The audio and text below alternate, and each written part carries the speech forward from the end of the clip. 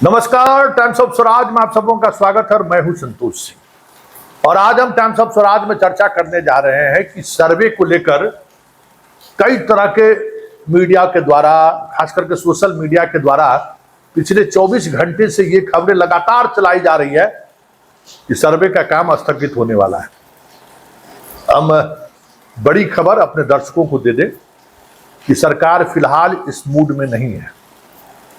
सर्वे कराएगी और कराएगी ही कराएगी। इसलिए जो भी त्रुटि, जो भी समस्या है, जिस समस्या से आप जूझ रहे हैं, उस समस्या का क्या समाधान हो सकता है, इस पर दिमाग लगाना शुरू कर दीजिए। और सरकार ये मन बना चुकी है कि हमें सर्वे कराना ही कराना है। वैसे विभाग के अधिकारी और मंत्री से जो बातचीत हुई है, जरा उस संदर्भ की हम चर्चा आपसे कर लेना चाहते हैं।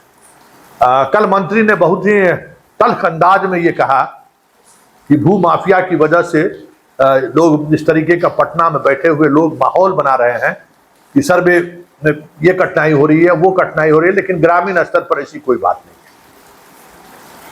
है। और उसमें एक बात और हम जोड़ देते हैं, ये जो भू माफिया है ना, इस भू माफिया के साथ साथ मीडिया माफिया भी जुड़ गया है। वो भी निगेटिव खबरों को ज्यादा दिखा रहे हैं। समस्या क्या है और उसका समाधान क्या हो सकता है, इस पर खबर चलाने के बजाय अराजक स्थिति है, मार मार हो जाएगा, भाई बहन को दुश्मन हो गया। लेकिन बड़ी बात है कि ये कब तक आप इस चीज को छोड़ के, सबसे मूल्यवान चीज है ना, उस पर आप कब तक इस तरीके से कैजुअली चीजों को लेते रहेंगे। अब बाबा परबाबा के नाम से जमीन है, हम लोग जोते जा रहे हैं, न रसीद सरकार को कटा रहे हैं, लगान कटा रहे हैं, न दाखिल खारिज कर रहे हैं, कोई मतलब ही नहीं है। जबकि सबसे महत्वपूर्ण चीजें हैं। आज भी जो बाप दादा परदादा अर्जित करके चले गए हैं, कितना भी आप घूस कमा लीजिए, कितना करोड़ कमा लीजिए, उतनी संपत्ति आप अर्जित नहीं कर सकते। तो समझिए कितना मूल्यवान वो संपत्ति है। लेकिन उस मूल्यवान संपत्ति का कह सकते हैं कि जैसे जैसे पीढ़ी बढ़ती, वंश वृक्ष बढ़ता गया, लोगों की दिलचस्पी कम होती चली गई, क्योंकि खेती अब वो साधन नहीं रहा। किसी दौर में तो उत्तम खेती माना जाता था ना, सर्विस करना लोग सही नहीं मानते थे कि सरकार का नौकर बनने जा रहा है, खेती को उत्तम माना जाता था। लेकिन अब वो सारी चीजें बदल चुकी है। देखिए समस्या क्या है, सुन लीजिए। तब मंत्री जी को भी हम कहें और विभाग के अधिकारी को भी मैंने कहा है कि समस्या क्या है और उसका समाधान क्या हो सकता है। और 1 साल के अंदर जो चीजें करने की कोशिश आप कर रहे हैं ना, वो संकट का सबसे बड़ी वजह है। लेकिन पहले चलते चलते मंत्री जी कल क्या कहे हैं, फिर से एक बार सुन लीजिए। गांव का कोई भी आदमी किसी तरह के विवाद की बात नहीं बोल रहा है। पटना में नेता लोग को बैठे बैठे कोई काम नहीं है तो इसी तरह की बात बोलता है। और सर्वे हो जाने से पूरे बिहार के ज़मीन का भविष्य तय हो जाएगा और कहीं भी कोई विवाद नहीं है, सब बहुत अच्छा चल रहा है। आपका कोई विवाद है, आप ही खुद बताइए। इसको रोकने को लेकर भी चर्चाएं काहे के लिए, क्यों छटपटाहट भाई? इतना अच्छा काम हो रहा है, सर्वे हो रहा है, ज़मीन का विवाद समाप्त हो जाएगा। ज़मीन माफिया लोग को लगता है कि सर्वे होने पर सरकारी ज़मीन जो अतिक्रमण है या माफिया लोग जो अवैध कब्जा किए हुए हैं, वही लोग पटना में लॉबी बना करके इस तरह की बात करता है। सुन लिए? तो मंत्री जी, आप ये जो कह रहे हैं ना, ये अर्ध सत्य है। इसका पूर्ण सत्य ये है कि जो आप 1 वर्ष के अंदर में, हमारा बेगूसराय में भी जमीन है और समस्तीपुर जिला में भी जमीन है। बेगूसराय में 3 वर्ष से सर्वे का काम चल रहा था। वहां लोग अपने कागजात को दुरुस्त कराए, वंशावली दिए, नापी हुआ, सब कुछ हो रहा है, क्योंकि वहां 1972 में सर्वे नहीं हुआ था। समस्तीपुर जिले में 1972 में सर्वे हो चुका था। तो आप 1 साल के अंदर में जो ये काम करना चाहते हैं, एक तो उसकी समयावधि बढ़ा दीजिए, कम से कम 3 साल कीजिए। नहीं तो फिर वाकई में जो लोग कह रहे हैं ना कि अराजक स्थिति हो गई है, वो एकदम वाकई में अराजक। सीओ की हैसियत नहीं है कि ऐसे लोगों का दाखिल खारिज कर देना। और वैसे भी अगर वो सब जो समस्या क्या, मंत्री जी समझ लीजिए और विभाग के अधिकारी समझ लीजिए। हमारे दादाजी के नाम से जमीन है, उनके नाम से रसीद कटा हुआ है, रैयती जमीन है, लेकिन बाकी जो पीडी है उस किसी के नाम से न दाखिल खारिज है, मौखिक बंटवारा है। अब वो जो दाखिल खारिज कराएगा उसमें बहुत सारे ऐसे लोग हैं जो जमीन बेच भी दिए हैं। तो जो ये समस्या है, अब जो दाखिल खारिज कराने जा रहे हैं, अब बंसावली बनाएंगे तो उसमें फुआ का भी नाम रहेगा, बहन का भी नाम रहेगा, क्योंकि दादाजी चले गए हैं। समस्या यही है। इस समस्या के समाधान के लिए एक दो सीओ चाह के भी इस समस्या का समाधान 1 महीना में नहीं निकाल सकता है।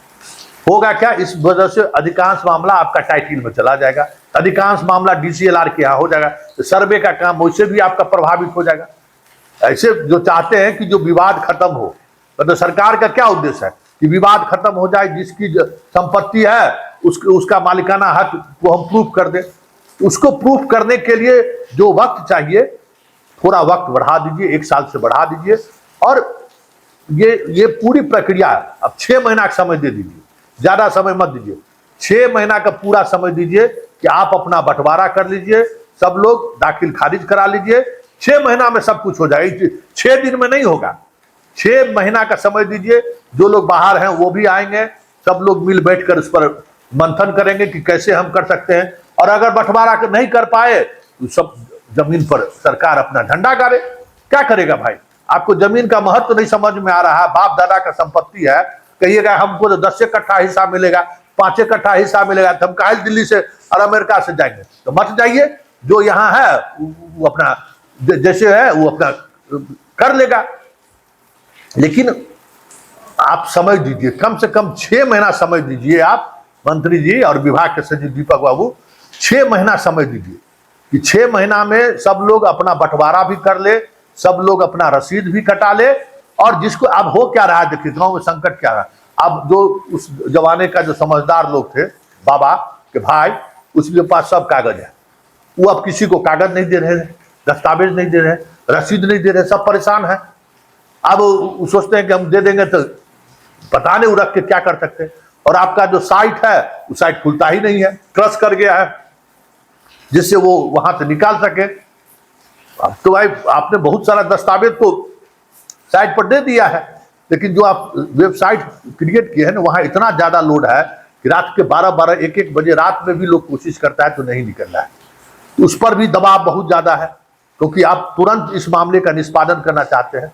आप जैसे अभी आम सभा आपका जा रहा है करने के लिए, आम सभा करिए, लोगों को समझाइए कि कहाँ आपको कागज मिलेगा, कैसे कागज मिलेगा, आप बंटवारा कैसे कर सकते हैं, दाखिल खारिज आप कैसे करा सकते हैं, उस पूरे प्रोसेस को बताइए और उसके समाधान के लिए 6 महीना का समय दीजिए। आप जो बाहर जितने यंग लड़का लड़की को किए हैं सब परेशान है, उसको बाहर 6 महीना का समय दीजिए कि तुम एक एक चीज, एक पंचायत में पूरे यूनिट को आप रखिए, मैन पावर और बढ़ा दीजिए जितना बढ़ा सकते हैं, जितने ट्रेंड लोगों को आप रोक सकते हैं, नया नया जितना आईएएस ट्रेनिंग है उसको लगा दीजिए 3 साल की बंदोबस्त पदाधिकारी बना के, हर अनुमंडल में बिठा दीजिए, नीचे तक जितना आपका डिप्टी कलेक्टर ट्रेनिंग में सबको भेज दीजिए बंदोबस्त, जितना सीओ है प्रमोशन में DCLR बनाए हैं सबको वहां पर बिठा दीजिए। तब जाके आप 100% नहीं, कम से कम 90% मामले को आप निपटा सकते हैं। अभी स्थिति अराजक की स्थिति है, पैसा मांगता है, और आपका प्रशासन देखिए, इकबाल नीतीश कुमार का खत्म हो गया है, प्रशासन में कोई भय नहीं है।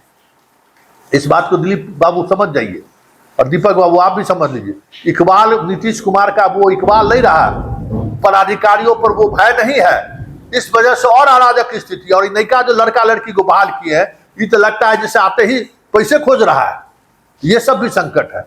ये चीजें ना हो, इसलिए कम से कम आम सभा हर गांव में हो रहा है, हर पंचायत में हो। एक पंचायत लेवल पर आप एक बना दीजिए यूनिट, मुखिया के पंचायत यहाँ बैठा दीजिए, जो वहां है वहां रहे, और गांव के जितने लोग हैं उनको जो जो समस्या है, जो जो कागज उपलब्ध कराना है, कैसे क्या जमीन है, वो संवाद होना चाहिए। ये 1 घंटा के आम सभा से नहीं होने वाला है।